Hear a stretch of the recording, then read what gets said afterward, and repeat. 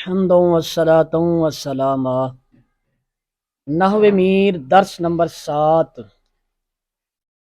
حسب وعدہ ہم نے کہا تھا کہ اس میں غیر متمکن کی اقسام بیان کی جائیں گی، تو پہلے میں ذرا پچھلے درس کے ساتھ ربط پیش کر دیتا ہوں کہ آپ کے ذہن میں تمام چیزیں مستحضر ہو جائیں۔ ہم نے مورب اور مبنی کی تقسیم کچھ اس طرح کی تھی۔ خلاصہ یہ پیش کیا تھا کہ کل 3 چیزیں جو ہیں وہ مبنی ہوتی ہیں اور 2 چیزیں جو ہیں وہ مورب ہوتی ہیں۔ تو جو 3 چیزیں مبنی ہم نے بیان کی تھیں ان میں سے ایک اس میں غیر متمکن یعنی کہ مبنی الاصل کے مشابہ وہ بھی ہے۔ پہلے نمبر پر جو چیز مورب مبنی ہوتی ہے وہ خود مبنی الاصل ہے، پھر مبنی الاصل کے ساتھ مشابہت رکھنے والی چیزیں انہیں ہی اس میں غیر متمکن بھی کہتے ہیں، اور یہی 8 ہیں۔ آگے فعل مضارع جمع مؤنث کی نون کے ساتھ ہو یا تاکید کے نونوں میں سے کسی نون کے ساتھ ہو تو وہ بھی مبنی ہوتا ہے۔ اب اس میں غیر متمکن، تمکن سے ہے متمکن، فاعل کا صیغہ، تمکن مانا جگہ دینا، متمکن مانا جگہ دینے والا، غیر متمکن مانا جگہ نہ دینے والا، جگہ نہیں دیتا اعراب کو، اس لیے اس کو غیر متمکن کہتے ہیں۔ اور اب اس کی 8 اقسام جو ہے وہ میں آپ کے سامنے انشاءاللہ تعالی بالترتیب حسب ضرورت مبتدی بیان کروں گا۔ اس میں ابحاث کافی کی جا سکتی ہیں لیکن میں اس سے گریز کروں گا، کتاب کی عبارت اور مقصود کو مد نظر رکھوں گا۔ پہلے تو دیکھیے کہ اس میں انہوں نے 8 چیزیں بیان کی ہیں، اور پہلے نمبر پر مضمرات، اس میں غیر متمکن کی 8 قسموں میں سے جو پہلی چیز ہے اسے مضمرات کہتے ہیں۔ مضمرات کی میں ضمیر کی مختصر تعریف بھی کروں گا اور ان کی گنتی بھی آپ کو تمام کر کے دوں گا۔ فرماتے ہیں چون آنا، من، مرد و زن، آنا، مرد و زن، من، انہوں نے اکٹھا لکھا ہے، آپ پڑھ چکے ہوں گے کہ متکلم کا صیغہ جو ضمیر ہوتی ہے وہ مذکر و مؤنث کے لیے یکساں ہوتی ہے، جیسے درب تو، زدم من، و ایایا خاص مرمن، یہاں مرو لکھا ہوا ہے، خاص مرمن، دربنی بزد مرا، ولی مرا، و این ہفتاد ضمیرست۔ فرماتے ہیں کہ یہ 70 ضمیریں ہیں، 70 ضمیریں۔ پہلے ہم ضمیر کی تعریف کرتے ہیں اور اس کے بعد انشاءاللہ تعالی تمام ضمائر آپ کو پوری کر کے دیں گے۔ تو ضمیر کی مختصر تعریف جو فی الحال آپ کے سمجھنے کے لیے ہے وہ یہ ہے کہ وہ اسم جس کی وضع متکلم یا مخاطب یا غائب کے لیے ہو، وہ اسم جس کی وضع متکلم یا مخاطب یا غائب کے لیے ہو اس کو جناب والا اسم ضمیر کہتے ہیں۔ مثلا ہم نے کہا آنا، یہ متکلم کے لیے وضع ہے۔ ہم نے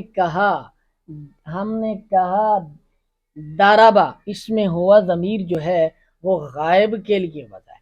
ہم نے کہا کہ انتا، اس میں انتا، یہ انتا ضمیر مخاطب کے لیے وضع ہے۔ تو یہ معنی ہے ضمیر کا۔ میں نے آپ کے سامنے مختصر تعریف بھی کر دی اور اس کو جو ہے نا تعریف کی بما مثال بھی بیان کر دیا۔ اب فرماتے ہیں کہ کل 70 ضمیریں ہیں، چہاردہ مرفوع متصل، 14 جو ہیں وہ مرفوع متصل ہیں، اسی طرح 14 جو ہیں وہ منصوب متصل ہیں، اسی طرح جو ہیں وہ 14 مرفوع متصل ہیں، اسی طرح پھر 14 جو ہیں وہ منصوب متصل ہیں، اور 14 جو ہیں یہ مجرور متصل ہیں۔ تو یہ 70 ضمیریں ہوتی ہیں۔ اور اب یہ متصل منفصل کیا ہوتا ہے اور مجرور منصوب اور مرفوع یہ کیا ہوتا ہے؟ محل رفع میں ہونا، محل نصب میں ہونا، محل جرب میں ہونا۔ آپ اس بات کو یاد رکھیے کہ فتح ہونا اور بات ہے، کسرہ ہونا اور بات ہے، ضمہ ہونا اور بات ہے، ضم ہونا اور بات ہے، رفع ہونا، ضم ہونا اور بات ہے، فتح ہونا اور بات ہے، کسر ہونا اور بات ہے، اور رفع ہونا اور بات ہے، اور فتح ہونا اور بات ہے، اور کسرہ ہونا اور بات ہے۔ رفع ہونا اور بات ہے، نصب ہونا اور بات ہے، اور جر ہونا اور بات ہے۔ تو پہلے ہم آپ کے سامنے اس جو ہے تشویش کو دور کریں کہ بھائی یہ رفع اور ضمہ میں فرق کیا ہوتا ہے۔ کبھی آپ رف بولتے ہیں، کبھی آپ ضم بولتے ہیں، کبھی آپ ضمہ بولتے ہیں، کبھی آپ نصب بولتے ہیں، کبھی آپ فتح بولتے ہیں، کبھی آپ فتحہ بولتے ہیں۔ اور بھائی یہ چکر کیا ہے؟ تو یہ چکر آپ سنیے۔ جب آپ معرب کے اعراب کا اعراب بیان کرنے لگیں گے تو پھر آپ کہیں گے رفع ہے، مرفوع ہے، نصب ہے یا منصوب ہے، جر ہے یا مجرور ہے، جزم ہے یا مجزوم ہے۔ اور اگر آپ مبنی کا اعراب بیان کرنے لگیں گے تو پھر آپ کہیں گے ضم ہے، مبنی بر ضم ہے، مبنی بر فتح ہے، مبنی بر کسر ہے، مبنی بر سکون ہے۔ اور جو لفظ مبنی اور معرب کے لیے مشترک استعمال ہوتے ہیں ان کو کہا جاتا ہے ضمہ ہے، فتح ہے، کسرہ ہے۔ تو اب یہ آپ کے ذہن سے جو تشویش تھی وہ دور ہو گئی۔ اب جب ہم نے معرب کا اعراب بتانا ہوگا تو ہم کہیں گے کہ یہ مرفوع ہوگا، یہ منصوب ہوگا، یہ مجرور ہوگا، یہ مجزوم ہوگا۔ اور جب آپ مبنی کا اعراب بیان کرنے لگیں گے تو آپ کہیں گے مبنی بر ضم ہوگا، مبنی بر فتح ہوگا، مبنی بر کسر ہوگا، مبنی بر سکون ہوگا۔ اب ادھر واپس آئیے اپنے سبق پر۔ تو متصل کیا ہوتا ہے اور اعراب محلی اعراب ہونا کیا ہوتا ہے؟ دیکھیں انہوں نے کہا ہے 14 ضمیریں مرفوع متصل ہوتی ہیں، یعنی کہ محل رفع میں ہوتی ہیں۔ 14 ضمیریں محل رفع میں ہوتی ہیں۔ تو اعراب محلی ہونے کا کیا مطلب ہے؟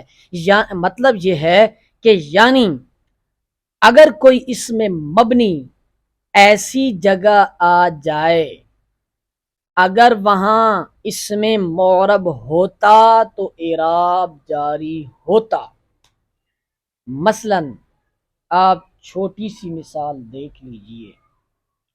تو ہم کہتے ہیں دارابا، اس میں ہوا ضمیر فاعل ہے۔ اگر ہوا ضمیر جو ہے یہ مبنی ہے، اس میں غیر متمکن ہے، اس پر اعراب جاری نہیں ہو سکتا۔ یہ محل، اس کو ہم کہیں گے یہ محل رفع میں ہے۔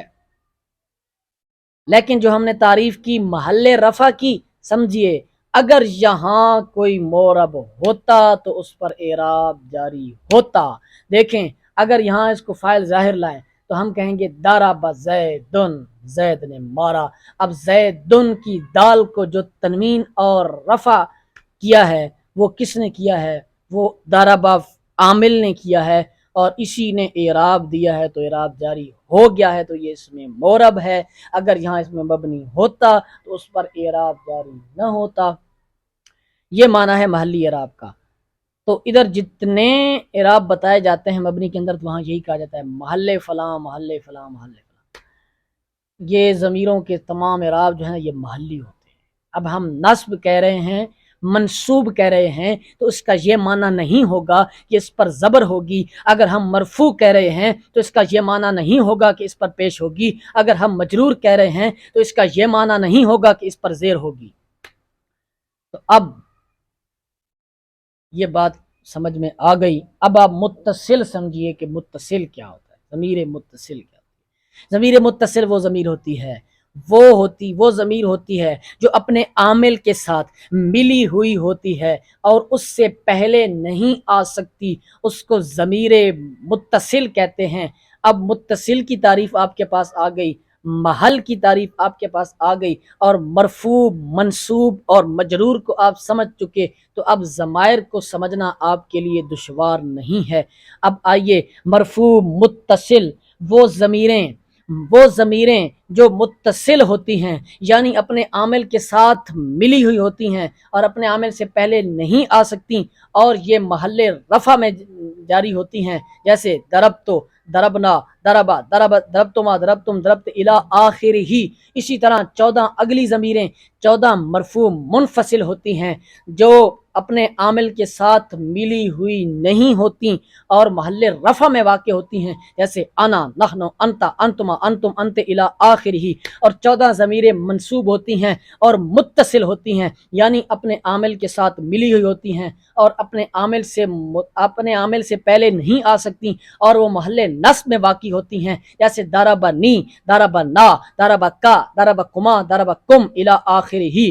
اور 14 ضمیریں منصوب ہوتی ہیں اور منفصل ہوتی ہیں، یعنی وہ اپنے عامل کے ساتھ ملی ہوئی نہیں ہوتی اور محل نصب میں واقع ہوتی ہیں، جیسے ایایا، ایانا، ایاکا، ایاکما الی آخر ہی۔ اور 14 ضمیریں مجرور ہوتی ہیں اور متصل ہوتی ہیں، یعنی اپنے عامل کے بعد آتی ہیں، اپنے عامل کے ساتھ ملی ہوئی ہوتی ہیں، اپنے عامل سے پہلے نہیں آ سکتی اور وہ محل جر میں واقع ہوتی ہیں، جیسے لی، لنا، لکا، لکما، لکم، لکے، لکما، لکنا الی آخر ہی۔ ہاں، یہاں ایک اور بات سمجھ لیجئے کہ جو ضمیریں مجرور متصل ہوتی ہیں ان میں دو چیزیں، دو اقسام کہہ لیں، دو اقسام ہوتی ہیں۔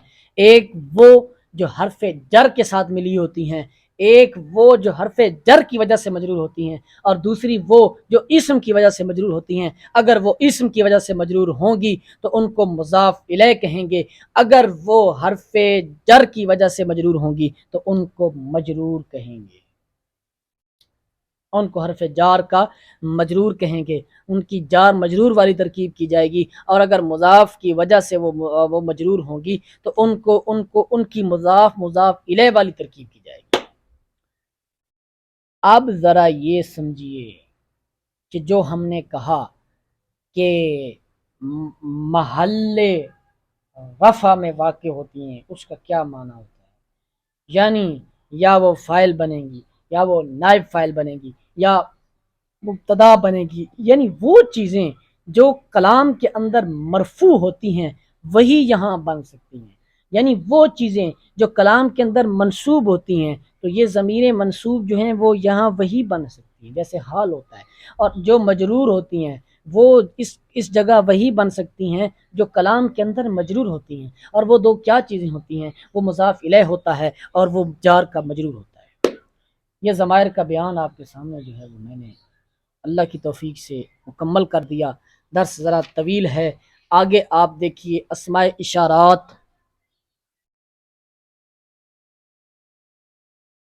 اسماء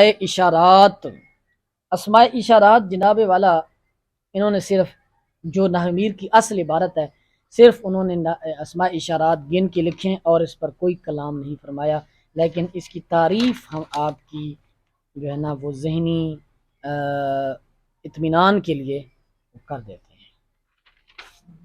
تعریف ہے جی اس کی، اس میں اشارہ کی، وہ اسم جو کسی محسوس مبصر شیء کی طرف، وہ اسم جو کسی محسوس مبصر شیء کی طرف اشارہ کرنے کے لیے وضع کیا گیا ہو، اس چیز کی طرف اشارہ کرنا ہے جو محسوس بھی ہو، مبصر بھی ہو، دکھتی بھی ہو اور محسوس بھی ہو، جیسے ہوا زیدن، وہ زید ہے،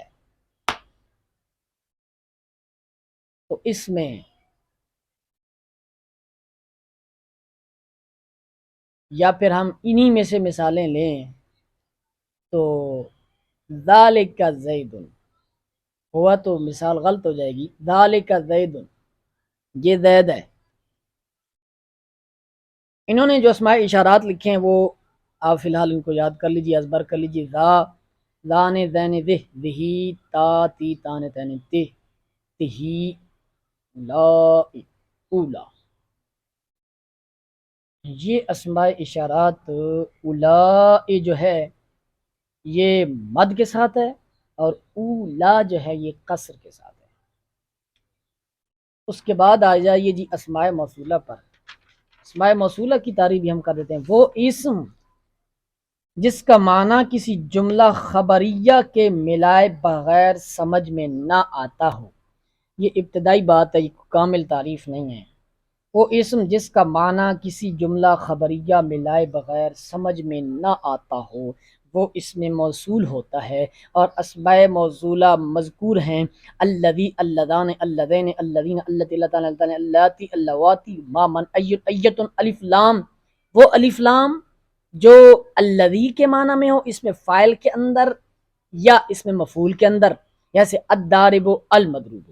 الضارب یعنی وہ جس نے مارا، المضروب وہ یعنی وہ جو مارا گیا، اور ذو بھی اس میں موصولہ ہوتا ہے بشرطے کہ وہ الذی کے معنی میں ہو بنی تے کی لغت کے مطابق، جیسے جاءنی ذو ضربک، اور آگے ایک فائدہ بتا رہے ہیں، بات انہوں نے اس میں موصولہ کی ختم کر دی، یہاں پر فائدہ بتا رہے ہیں، جانو کہ ایو اور ایتن مورب ہیں، یہ انہوں نے استثناء کر دیا، ان دو لفظوں کو، ان دو اسماء کو بحث سے جو ہے وہ خارج کر دیا، ان دو اسماء کو بحث سے خارج کر دیا۔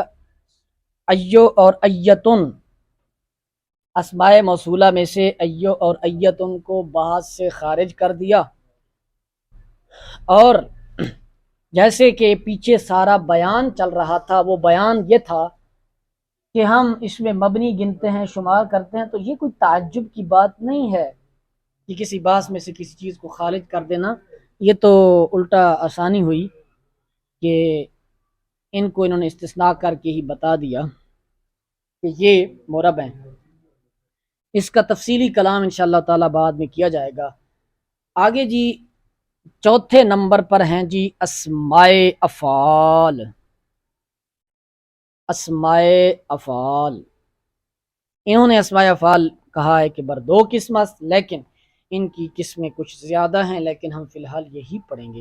آپ حاشیے میں نظر دوڑائیں، میرے سامنے جو کتاب پڑھی ہے تو اس میں لکھا ہے افعال، اسماء افعال بس 6 قسم، ایک امر حاضر کے معنی میں، اور دوسرے فعل ماضی کے معنی میں، اور تیسرے جناب والا فعل مضارع کے معنی میں، 3 قسم پر انہوں نے بیان فرمایا، لیکن فی الحال آپ اسی پر اکتفا کیجئے۔ اس کے بعد جی انہوں نے 2 قسم لکھی ہیں امر حاضر، جیسے رویدہ بلہا حیہ الحلم، دوم فعل ماضی حیہاتا شتانا۔ اس میں فعل کی تعریف بھی دیکھ لیجئے، وہ اسم جو فعل کے معنی میں استعمال ہو، لیکن یعنی ہو اسم اور معنی جو ہے وہ فعل کا دے رہا ہو، جیسے ہم کہتے ہیں رویدہ، یہ اسم ہے لیکن اس کا معنی ہوتا ہے تو ضرور مہلت دے، یہ امر حاضر کے معنی میں استعمال ہوا ہے۔ ہم کہتے ہیں، اسی طرح ہم کہتے ہیں ہیہاتا، تو یہ معنی ہوتا ہے دور ہوا، اب یہ فعل ماضی کے معنی میں بیان ہوا ہے۔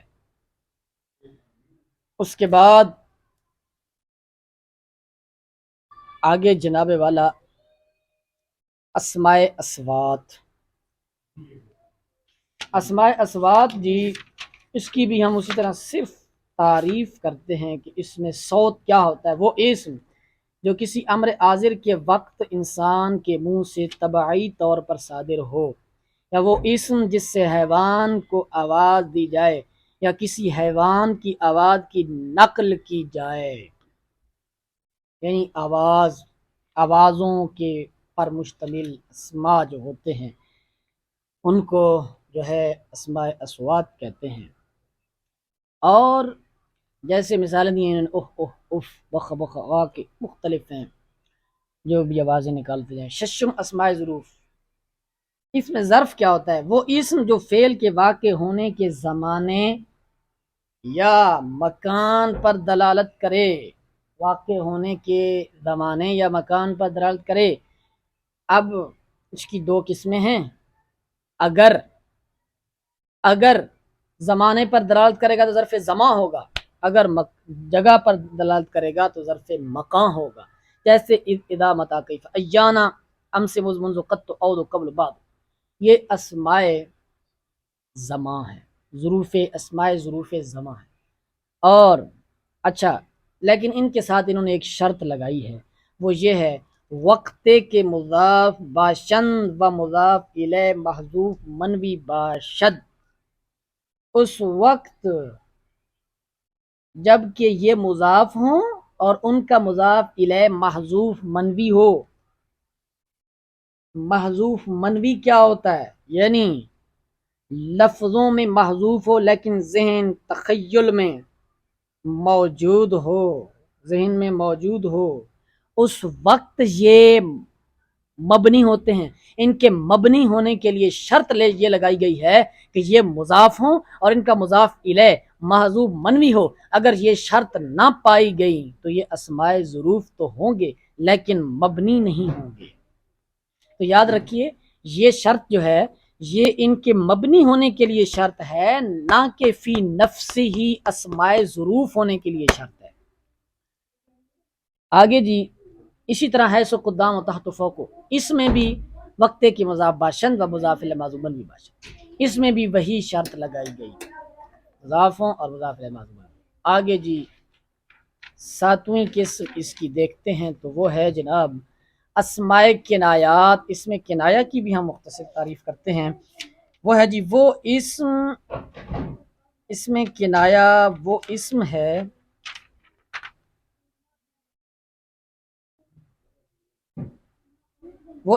جو کسی معین چیز پر دلالت کرے لیکن اس کی دلالت صراحتاً نہ ہو، معین چیز لیکن اس کی دلالت صراحتاً نہ ہو بلکہ اشارتاً ہو۔ جیسے کنایات کم قضا، یہ عدد کے لیے کنایہ ہوتے ہیں، کم من ملک فی السماء، کم جو ہے عدد کے لیے، کیتا و دیتا یہ حدیث بات کے لیے، ایسے ایسے کہا اس نے، ایسے ایسے، یہ بات سے جو ہے کنایہ ہے۔ اچھا، آخری نمبر پر مرکب بنائی، جیسے احد عشر، مرکب بنائی جو ہے وہ محتاج تعریف نہیں ہے کیونکہ پہلے ہم بیان کر چکے ہیں، وہ مرکب جس کا دوسرا جز حرف کے معنی پر مشتمل ہو، اس کو مرکب بنائی کہتے ہیں۔ وہ مرکب جس کا دوسرا جز حرف کے معنی پر مشتمل ہو، جیسے احد عشر، یہ اصل میں احد و عشر تھا، یعنی دوسرا حرف جو ہے متضمن حرف ہو۔ تو یہ میرے دوستو، اللہ تعالیٰ نے جو ہمیں توفیق دی ہے اس کے مطابق ہم نے بیان کر دیا، جو کچھ حق بیان ہوا وہ سب بزرگان دین کی وراثت تھی جو ہم نے آپ تک منتقل کی، اور جو کچھ غلطی کوتاہی ہوئی وہ میرے نفس کی شامت تھی، اللہ تعالیٰ قبول فرمائے۔